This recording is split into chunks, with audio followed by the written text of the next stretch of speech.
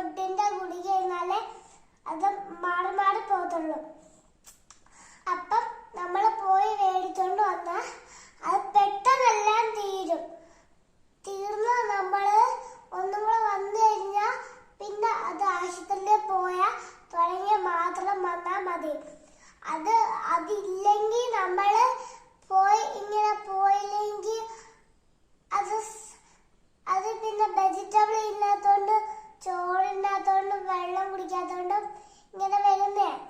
അത് നമ്മൾ ചെയ്ത് കഴിഞ്ഞ പിന്നെ